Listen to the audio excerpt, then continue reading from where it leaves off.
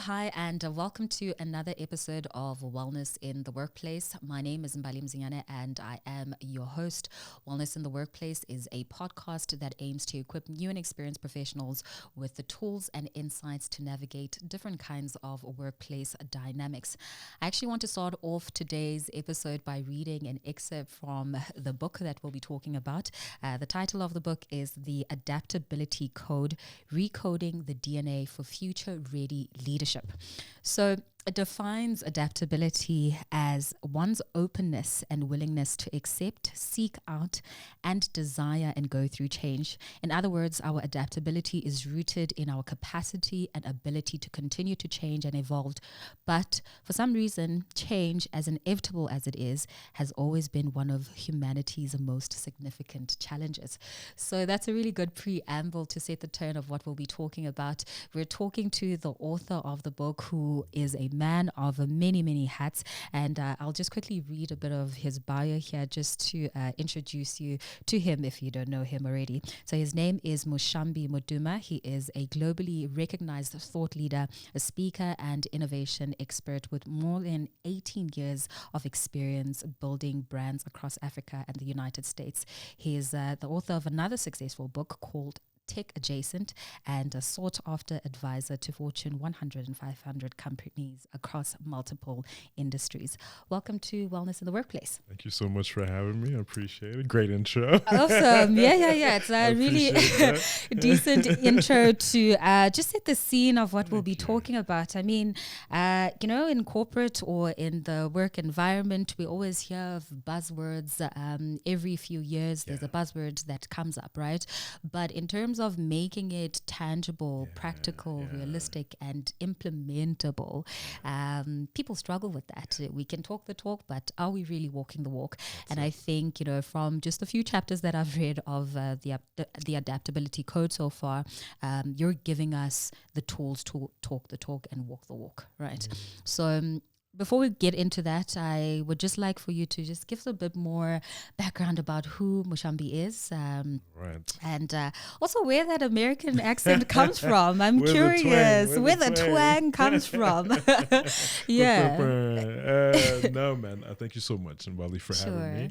It's a real pleasure to be here, and I appreciate the platform and kudos to what you've built. Awesome. I am originally from Zimbabwe. My dad is from Zim. My mother's from and hails from the Eastern Cape. But I grew up for a bit in Zim. And then when I was quite young, about 5-6 years old, we moved to the US, and hence the twang. I see. I spent about 17 years there. So I did a lot of schooling there, did my university there, and then swiftly came back home after that. I really had a passion for being back here. Despite growing up and spending a lot of time in the US, I never really felt like it was home. Sure. Though having my siblings there and lots of friends still there, it was really important for me to come back. So I've been back in South Africa, about 18 years now. Okay. This year August now is 18. So it's been a long time of coming back. Yeah. And I come from a family of entrepreneurs. My parents have been entrepreneurs for as long as I can remember. Also in the technology space, especially my dad. Yeah. He worked at Apple Computer for a while when I was growing up.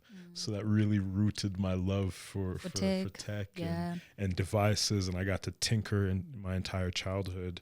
And so, I'm an entrepreneur at heart as well. And so for a long time, I ran a digital product studio called Altavex that did a lot of app development, e-commerce development, some digital strategy as well.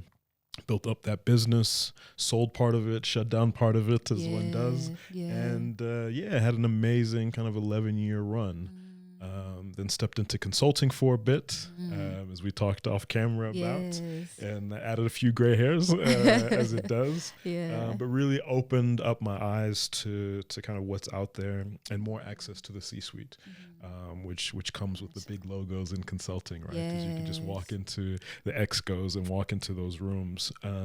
And then throughout kind of this entire journey, overlapping, I've spent a lot of time speaking and serving as an executive advisor, doing keynotes and master classes and writing and the like. And now that's what I'm spending all my time on. So speaking a lot. We just launched this book, and I'm doing a lot of kind of executive coaching and exco advisory work right now as well. So that's balancing out my time. When I'm not husbanding and fathering. But it's a real blessing to kind of be able to have this life. Amazing. I mean, it sounds like you've had to be adaptable in your own right? That's it. So you're talking from experience, but obviously you have that theoretical grounding as well to just give a bit more context in terms of what we mean when we talk about the adaptability code. But in your words then, you know, what would you say adaptability is, just in the context of leadership, but also just considering where we are societally, right? I mean, we're in the age of AI, we're in the age of digital transformation and different levels of that digital transformation and maturity depending on the organization that you're in. And even just like personally, right? Because you cannot be absolved from that. That's something that you also need to go through, that form of transforming to adapt to the world that's changing so quickly. So in your words, and with that context in mind, what are we talking about when we're talking about adaptability? Well, maybe to take a step back and to speaking about what you were saying about technology and digital transformation in the world that we live in. Everything is really scary. Right? Technology itself is intimidating. Really scary and intimidating. And I found this over the years, is that from having a simple conversation like this to trying to sell digital transformation, trying to sell AI, in most cases, 9 times out of 10, it's a super intimidating journey. And people don't understand it and they fear it. And as you read, the human condition is to kind of run away from what's unknown. And that fear is real. And so what I found through all of my work over the years is that you always try to simplify the journey first and foremost. You try to help people understand what's the value of technology, what's technology's role in your life, first and foremost, before we try to sell you the latest and greatest. And so in the book and the core of adaptability, what I found is when I was writing and thinking about this book over the last year is, does the world need another book about tech? No, absolutely not. Which was a pivot from tech adjacent, right? Yes, which was. So tech adjacent, my first book, was essentially the premise there was technology is moving so fast, and this was 2019, it's so fast, you can't ignore it, but you also can't afford to try to keep up with it. It just moves too fast. So how do we stay within close proximity, right? And so I tried to break down how technology works, how you can kind of essentially predict the future based on Moore's law and the doubling nature of tech and its history. And then once you kind of understand that baseline, you relate it to African context and know that tech is also us, right? So it's not just an us versus them. It's not a Silicon Valley thing. It's ours as well. Then it's easier to understand, okay, if that's what tech is, what's its role in my life? This book, and I wrote another book that I threw away. I was telling somebody else this story last week. I wrote 90,000 words that I threw away. Oh my goodness. Because it felt very academic. It felt like another book about tech. And so I sat for a while, threw all that away and said, what do we actually need? We need to learn how to survive. We need to learn how to be able to evolve with all the change that's going to keep happening. Because you can write a case study about AI now, but in a week, whenever this airs, I'm sure that there's going to be new updates about where technology is. So adaptability came to me, and it's in its essence, it's about being able to constantly change and evolve. Sure. That's it. Yeah. Because the world, the pace of change requires that. It's not going to get any easier. It's certainly not going to slow down. AI is moving faster than any previous iteration of technology ever, and it's going to continue that way. So the only way we survive is adapt. We learn how to build this muscle, these traits, this DNA within us that says, keep changing, keep evolving, keep improving. Then whenever things come, they're less intimidating, they're less scary, they're less shocking to our system, because we've built out a certain resilience that says, okay, I know that this is going to be like this. Then we can leverage what tech is actually there for, and that's to improve our lives, make our lives easier, better, different, faster, more efficient. That's all it is. It's not here to replace, to scare, to take us away. It's a tool that we use for our evolution, essentially. You're already bringing up themes that are in the book, right? And I mean, you've distilled those themes into 5 main areas. I don't know if you call them pillars or components of the DNA, traits of the DNA. There we go. But I mean, these are also traits that leaders in this fast-changing world need to have.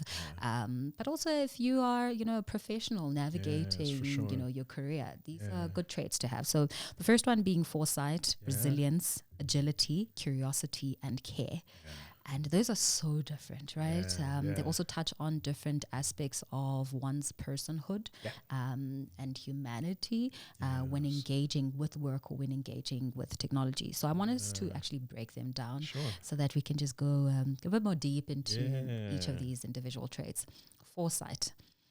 So foresight speaks to the ability to predict or to anticipate emerging trends. And it also speaks to one's ability to be tapped into that, right? Because it's not something that you have just by existing. You cultivate that. So can you tell us what does it actually mean for a professional? And I want us to maybe just stay at the professional level, because these are people, a majority of our audience is like middle management or entry level to middle management, and looking for just information and insight on how to be a better professional, but also how do I distinguish myself or differentiate myself in this job market and prepare myself for a leadership position potentially. So for a professional. Happy. What does foresight look like in today's context? And I'm so glad that you said that and gave that context, because what I tried to do in the book is just understanding the different levels of careers and job levels, is understand the personal element of adaptability as well as the organizational element, because both are true and both have to essentially exist. But I think for me, all of these traits are about building this new muscle, right? It's like training. It's like going to the gym and putting in those reps, right? And so foresight is really about being able not always to predict the future, but constantly looking towards the future, right? It's constantly shifting, opening your eyes, observing and saying, where are things going? What can I start listening to? What does this behavior mean that's shifting? And what that does is it opens up your world, because oftentimes we don't really consume a lot. We just stay in our bubble, we stay in our echo chamber, and we think that that's it. And the world is moving quickly beyond, especially now. So foresight in a personal, in a professional layer means constantly looking ahead, looking outside your industry for news and evolutions that are happening, not just in tech, because again, tech is just a tool. It's not just an industry, and for some people it's a job function, but technology is actually a tool that all of us use. And so for me, it's like, okay, you're in consulting. Well, what's happening in multiple industries in consulting? You don't get to just pick one, right? You have to understand retail. You have to understand FMCG. You have to understand financial services, insurance, the likes, right? You have to continue to look everywhere to see where things are going. So if you're sitting in a telco right now, you should understand what's happening at a bank, because that impacts the same kind of consumer that you're selling to. You have to think about media. You have to think about marketing. How do people consume content? That still matters to you inside a telco, right? And where things are going, because all of those behaviors shift. The other week I was talking about Netflix and how we consume content, and how Netflix does a great job of predicting essentially the future of content and investing in that quite heavily. And it's a perfect example of always casting your mind forward, right? And using that data with great accuracy to send people in certain directions. And so for me, that's the power of foresight. Yeah. Yeah, casting your mind forward. I like that. I like that. But a very important point that you actually touched on was just the organizational aspect of it, because I think that incongruency can happen very quickly, where if as an individual you are having that foresight, you are tapped into market trends, and you want to bring some of that insight into your organization, but your organization is not ready and they don't have the digital maturity, or it's the other way around. You're a leader running a big organization. You've got these tools, you've got these, digital technologies that are in your environment, but then your people are not moving up. How do we balance that? Yeah. You read the book. No, but I think the real reality is that so much data goes unused. Right? I read a report that said 90% of data in organizations goes unused. So we live a life that doesn't take advantage of the information that we get, right, of where things are today and where they're going. So I think for leaders as well, the bonus is to meet people halfway. That's to say, how do we pull them in either direction? If we're not there and we need to get mature, or we're too mature and our people aren't, is to understand what the cost is of not moving. And that's where we get left behind, right? It's no longer optional at this point in time. You have to be constantly shifting and looking forward. And so I think the cost is too high. And so I lead with that in a lot of my consulting clients, is like, if you stay the same, you're actually drastically moving behind. Right? And organizations that are adaptable, they perform 5-6 times better than organizations that aren't. So where do you want to be? And you're not literally going to be able to survive another year if you continue like this. And so the onus, right, and the pressure to do that is very high right now. I think sometimes maybe at a middle management level, it's hard because you don't have that voice, and you don't have the ability to maybe push. And so what I often advise is finding little pockets of influence, pockets of excellence, and say, okay, cool. I'm not sitting at Exco. I'm not sitting at Manco. I'm not a manager maybe. I'm just a level below, but how do I show my boss, my team, the cost of not adjusting to this small thing? And we try it in little pockets, and we build it up, and we show them, hey, have you seen this? This is what we could do. Have you seen what this place is doing? This was what it might mean for us. And you show them in little consumable bites, essentially, what that journey could look like, and also the cost of not. That's a more tangible way of being able to do it when you very, very aren't practical. in full control. Yeah. The next trait is actually what led to me reaching out to you on LinkedIn. So you did a post around emotional resilience, or as you call it, or as your dad calls it, the hanging in there of life. And I think it's such an important aspect or trait to really emphasize in today's market, right? We are in work environments where majority of the environment generationally, millennials, those coming after millennials are, Generation Z. And these are, generations that are known to not be as resilient in the workplace, right?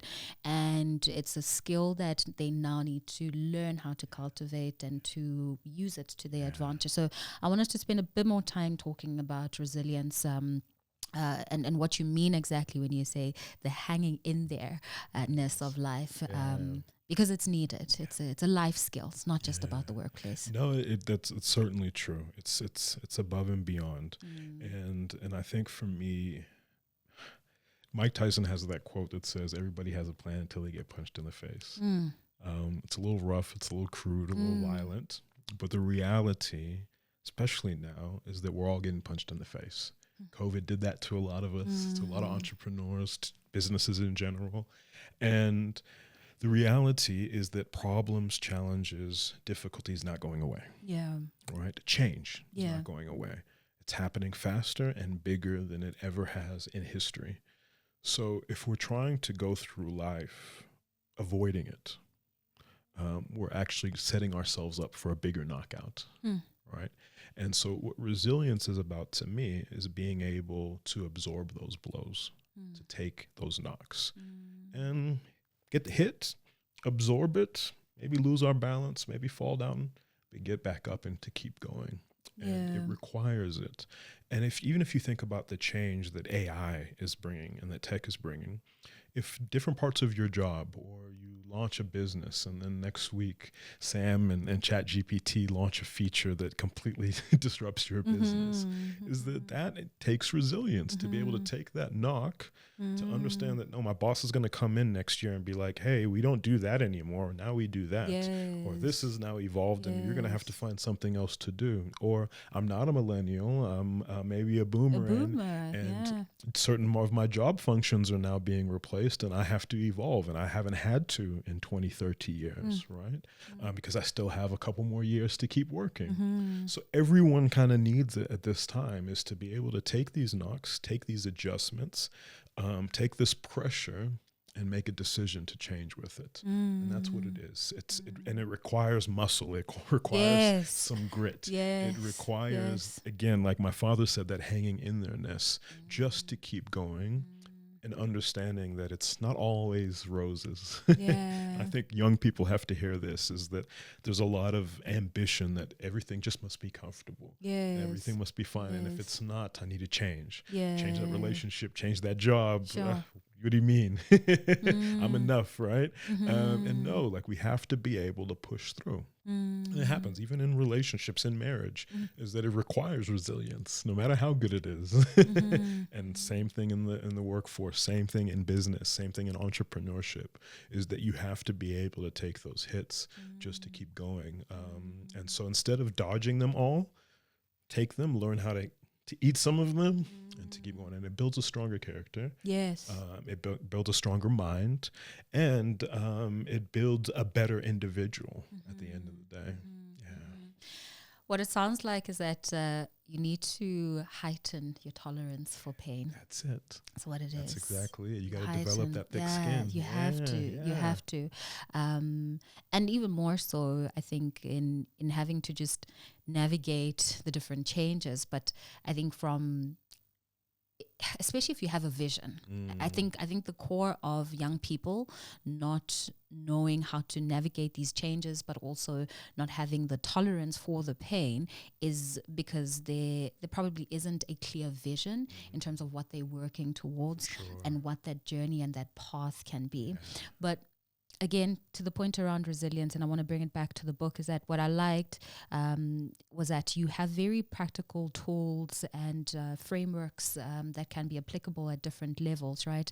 But for somebody who is listening or watching and they're thinking, am I a resilient person? I don't know if I've ever had to go through that much hardship in life to know and gauge exactly where I am in terms of my resilience. How can you use some of the tools that you have in the book to maybe just evaluate that?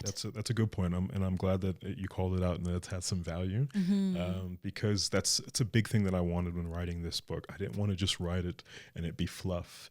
I wanted to give people tools that they can constantly return to say, how am I doing? Because again, it's a muscle, right? Keep repeating it. We're building it. So you don't just read the book and then you're like, aha, thanks Mushambi, I'm adaptable. No, it takes some time. It takes some practice. It takes some training. And so throughout the book, we close each chapter with a couple questions and a couple of tools and exercises to do either as an individual or as a team, depending where you are in your career, to build out these things. But another thing that we can quickly do is also on my site, I've got essentially an adaptability assessment. So you can take a quick scorecard. It takes about 15, 20 minutes, about 15, and you can see actually where you score and which traits of adaptability are a challenge for you and where you're doing well. And even within the book, there's even more. So that assessment, it's free. You can go check it out right now, even before getting the book. But in the book, there's also a few things that we can do. And one, as it relates to resilience, is just a quick scoring of what is my resilience playbook? When things are difficult, what do I do? And so you can do a quick 5-minute assessment to say, when things are really tough, who do I call? Sure. What behaviors do I go into? Do I need a bottle of wine and some chocolate, right? Who do I cry to, right? What are the behaviors that I tap into? Who do I go to for support, and what gets me out of that rut?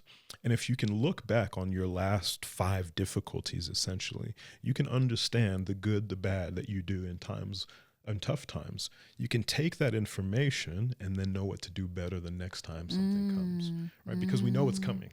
So if I know, okay, cool, I call Mbali and a night out with Mbali, or a night out with my wife, a night out with my friends, or whatever it might be, or just a quick call with my grandparents, that's what resettles me, right?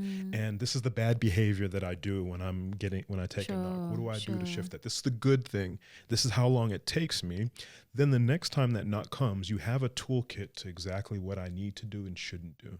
And you bounce back faster and quicker and better. That's it. Yeah. That's it. It's very reflective. It takes a lot of self-awareness as well, right? And then also just applying what you know about yourself when the context arises. All right.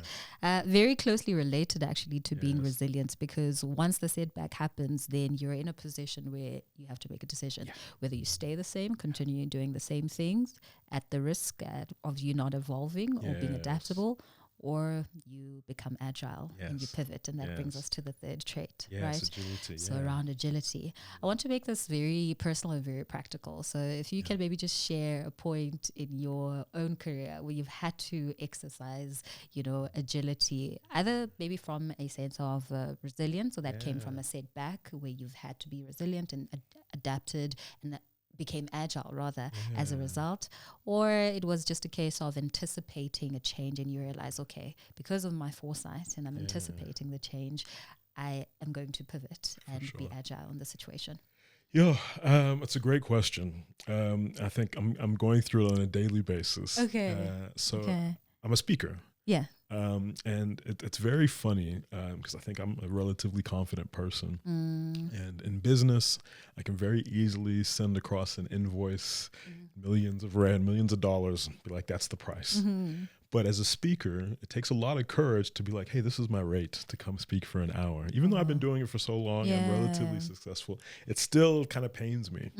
But the other thing is it pains me when I get a no, because it feels like a personal rejection, right? It feels like, oh, you don't want Mushambi, you don't want me. Yes. if this was business, if this was business, like, oh, you went with another supplier. Yes. But now when I get a rejection, I got one on Monday for a gig that I really wanted. Just like, they don't want me. What's wrong with me? Yes. Right? So it requires literally on a daily basis for me to eat that resilience, but then also make a quick decision to say, all right, I got bills to pay. I got things to do. How do I shift my my feelings and my emotions and channel that energy separately? And I did it, and there was an opportunity that presented itself for a consulting client just yesterday. And it required me to quickly get out of my funk, to quickly bounce back, to remember what I'm good at, have this great conversation, think of new things.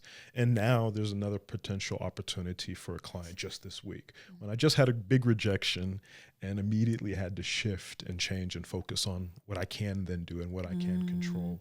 And that's really what it's about. It was, again, as we're training this muscle, it's understanding, always look ahead, eat those knocks, take the pain, right?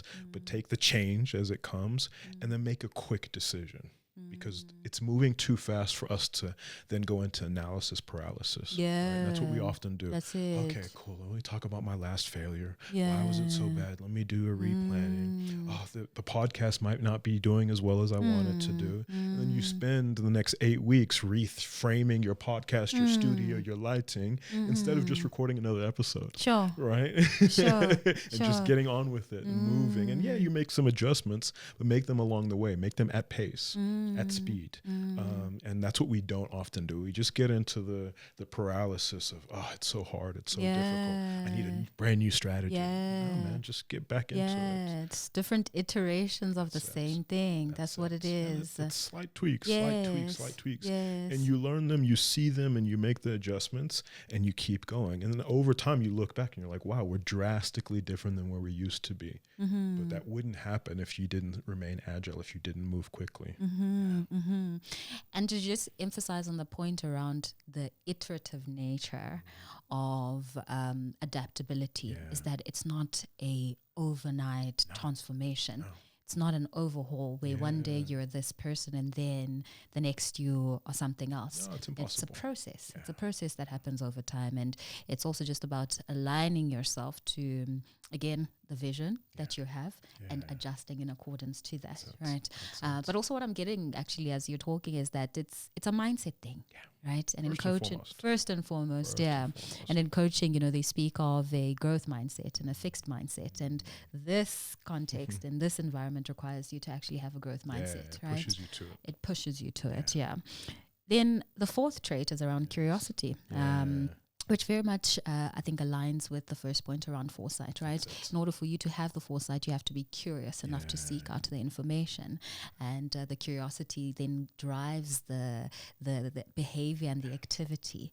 But now for me, it's about the application of that. How do you then learn how to apply the information you get that's driven by your curiosity and that then ultimately translates into foresight? Yeah, that's a really good question.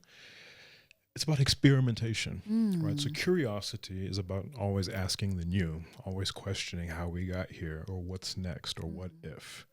But then the application of curiosity and what I've learned if I asked a couple what ifs is then by experimenting and trying a bunch of different things, right? If I told you, again, to this channel and your platform, these are your stats, this is how you're performing between 1 minute and 18 minutes is your sweet spot. And then after that, there's this percentage drop off. Yes. Did you read my stats?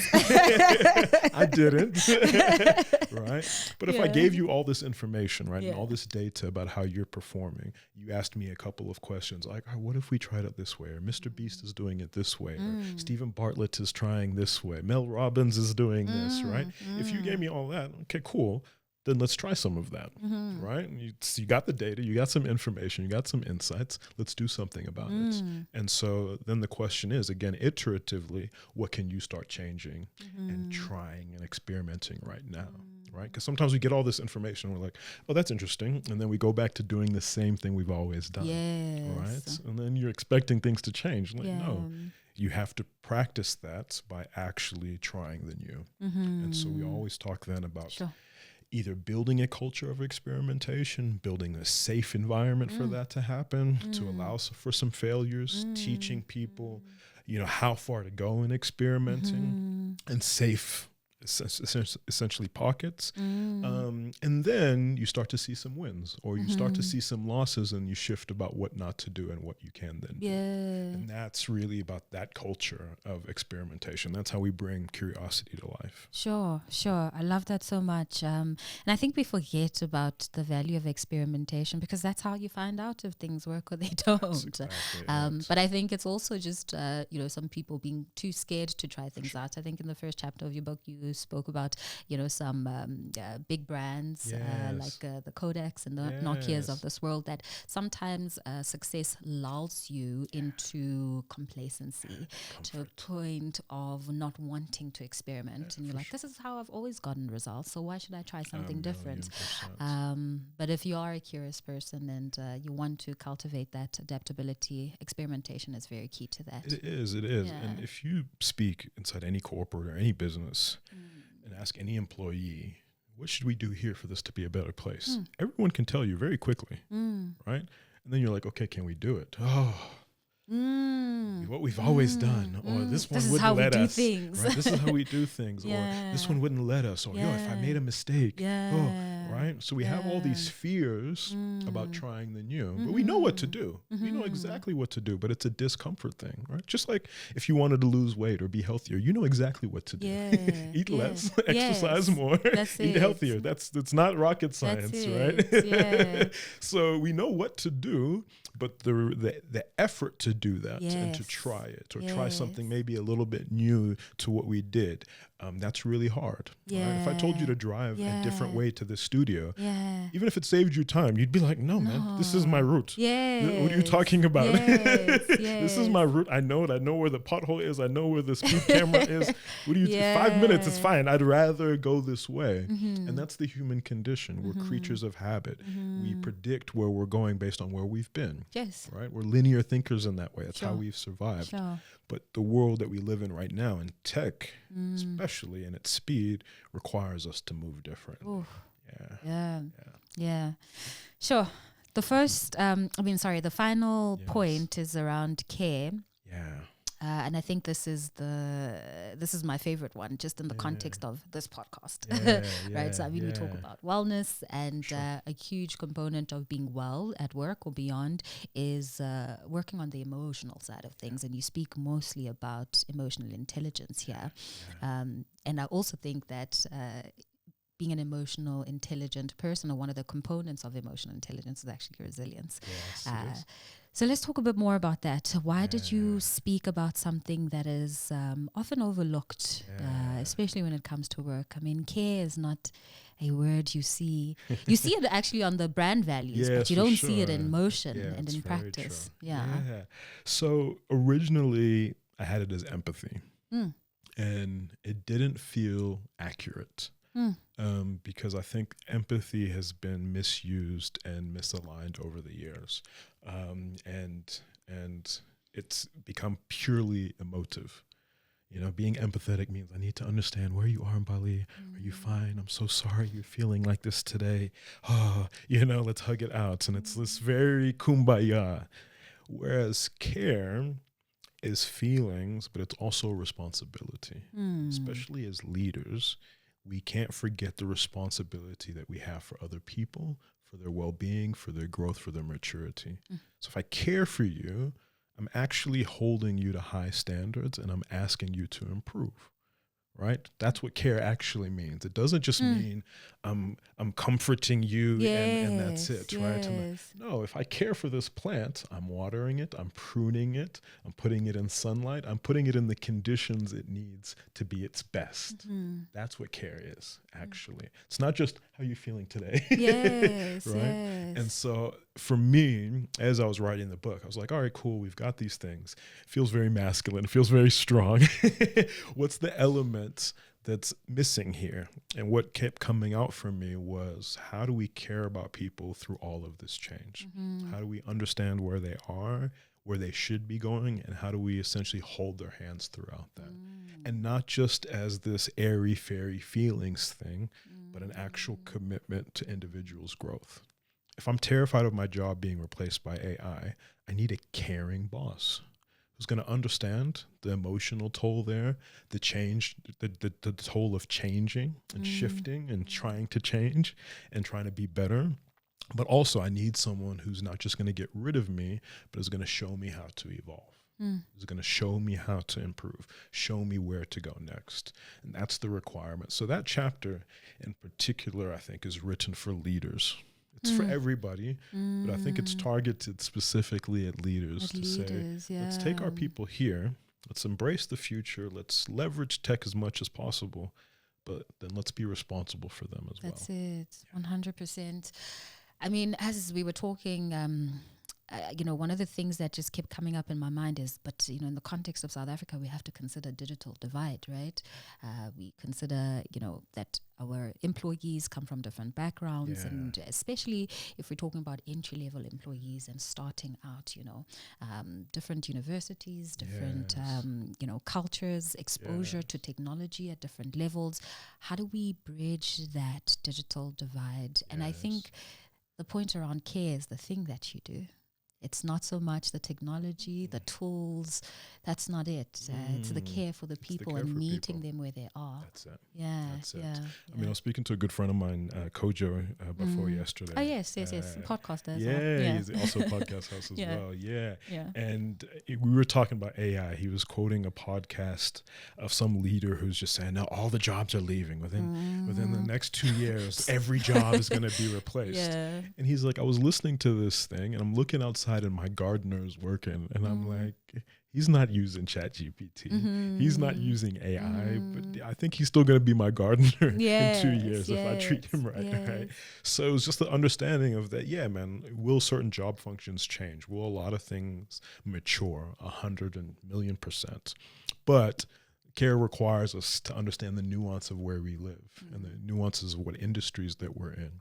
Change is still coming, but not as aggressively for everyone all at once. Yes. Right. Yes. And it's very different than if we were in another economy in another part of the world. Right. We still have to understand and know where things are going, but and the blessing of where we live is that we've got so many sides of it. We've got first world problems. Yes. Yes. Yes. And we've got developing and third world problems as well. Right. We've got all sides of the spectrum. We've got the percentages of the 1% of the 1% of wealth, all the way down to people that can build homes with $2,000 a month or less, or make a grant of 300 Rand work for a family of 4.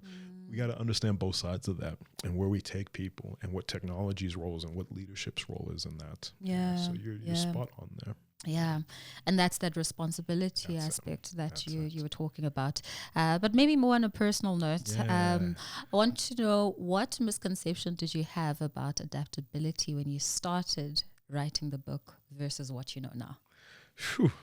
This wasn't on your list. I know. It just came up, but I think it's dropping the bars. Yeah. No. It's a great question. I think I thought changing was going to be a lot easier than it is.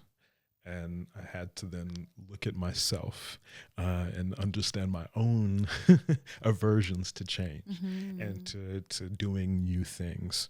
And so essentially I had to kind of use all this scoring and say, how adaptable am I? If I'm telling people to do it, what do I need to work on? So I think this book has actually served as a big push for me, particularly in the last 6 months, to change myself, to look at self, to look at my leadership capabilities and qualities in my family, in my community, in the work environment, to also call myself out to be better. So I think that's why I'm so passionate about it. That's why I'm so proud of it, because it feels also like a personal evolution as well. And it also feels like an evolution for me to being more about leadership than being the tech guy. For my entire career, I've been the tech guy, I've been the innovation guy, I've been the AI guy. And now this has pushed me to being the leadership guy. And I'm appreciating that. And it's giving me another element of advisory capabilities and the way professionals also see me and my clients see me, is that they're asking me to take part in a lot different conversations than, let's say, 5 years ago, which is a great evolution. So that's beautiful. That's beautiful. Yeah. And then lastly, if you had to sum up one non-negotiable mindset shift for leaders in the next decade, we're looking ahead now, what would you say that would be? It has to be adaptability. That's it. It really does, because a lot of people think that the change, their survival, their success is going to be about the technology that they implement. And we talk about tech in the book. We certainly do. And that's still important. We still have to use it as an enabler, as an amplifier. And it's the driver for the change, right? For sure. But for me, now more than ever, the world requires us to be able to constantly shift and evolve. And it's going to happen more and more. It's going to happen faster and faster. So the call for me is that this thinking, this code, is actually a non-negotiable. It's a necessary trait to build up within us and to build into our teams, into our children, into our friends, into our siblings, if we want them to be anywhere okay with where the future is going. I got a message from my sister-in-law this morning, and my aunt, who's 75, was reading the book. And it's so funny because when I gave her a copy, she's like, I hope this one is easier, because the last one, the English. Right? And she said she is loving the book. And I appreciated that a 75-year-old woman is reading the book and being like, this makes sense. I do need to do better. Right? And so for me, I'm so glad that it's resonating in that way. And so the thing that I want, and I hope the impact is there, is that everyone that picks this up feels that same way and sees the opportunity of what change, evolution, adaptability can do for them, particularly for their work, but just as individuals. Sure. That's beautiful. And just to close off our podcast, I mean, I usually have a list of questions, and one of them is, what book has shifted your mindset about the world of work? But I mean, we have the book here. So I'll just move on to the last one. Cool. Knowing what we know about adaptability, knowing what we know about, the world of work right now as it stands, what does wellness in the workplace look like for you? Self-awareness. I think it looks like self-awareness. I think we have to enable people to see and understand where they are in order to push them to where they need to go. If you don't do that, I think in a lot of environments, and a lot of corporates, we become this kind of homogenous unit, and you go to a place and you're like, oh, you look like a ex-bank person, you talk like an ex-bank person, or an ex-consulting person. Like, you look like that, you speak that language, you don't even speak English anymore, you speak the language of that environment, and people often start forgetting themselves.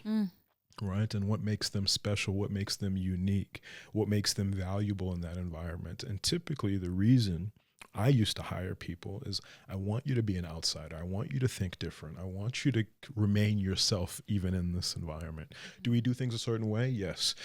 Do we try to push in this kind of direction? Yes. But I need multiple different voices and opinions and individuals that know themselves and stay themselves even as we try to go on this path. And so for me, wellness, growth, success is about knowing who I am, where I am, what makes me great, what I need to do to make me greater in order for an organization to be successful. Yeah, so we have to push for that more than change management, more than aligning to company values and everything else. Just like, where are you? Where can we get you? Yeah. Sure. Beautiful, beautiful stuff. Where can we find your book? When is it launching? Tell us everything that we need to know about the Adaptability Code. Our launch is the 21st of August, exclusive books, and we'll be hopefully by then everywhere across across South Africa, across the internet, and anywhere you can buy a book. The ebook just launched on Amazon. Nice. We're going to be doing an audiobook soon. But you can also get a copy right now, no matter when we launch this, on my website, on MushambiMutuma.com. But yeah, the next couple of weeks, we're super excited this press run that we're on right now, to get it in as many hands as possible. So yeah. And you can also download some of the free tools that you can get on his website. Yeah, that's very true. We've got a lot of toolkits available that pull directly from the book. And they're listed under free frameworks on the site. But again, we're just trying to make this as tangible as possible and as valuable as possible. That's why we've got that free assessment. That's why we got the toolkits. And also the opportunity to buy the book. But I'm super excited. Awesome. Thank you so much for your time. Thank you for your insight. I think we've put a different lens on what wellness is, and we have to talk about the important things, right? Part of sustaining and maintaining well-being is also being very aware of your surroundings, and things are changing, and we need the skills to be able to adapt to the change. So thank you for this book. Thank you for your time. Thank you. Thank you for watching. This was another awesome episode of Wellness in the Workplace.